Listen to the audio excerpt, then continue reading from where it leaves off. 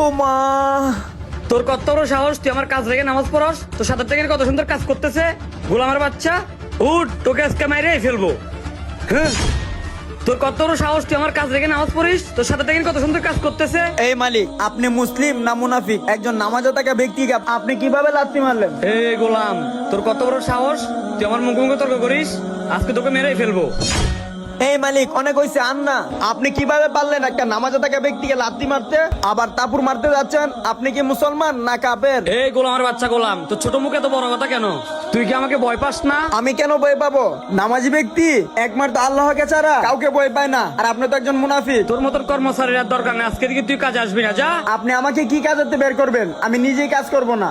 যে কিনা আল্লাহর ইবাদত করতে দেয় না, তার কাজ আমি কখনোই করব না। আর একটা কথা মনে রাখবেন, একমাত্র রিজিকের মালিক আল্লাহ। আল্লাহ অবশ্যই আমার একটা না একটা উপায় বের করে দিবে, কিন্তু আমি কখনো আল্লাহর ইবাদত ছাড়তে পারবো না। আর যারা আল্লাহর ইবাদত করে তাদের হেফাজত আল্লাহ নিজেই করে। একটা কথা মাথায় রেখেন, যারা নামাজকে ভালোবাসেন কমেন্ট বক্সে আই লাভ নামাজ লিখে যাবেন। আর চ্যানেলটি সাবস্ক্রাইব করতে ভুলবেন না।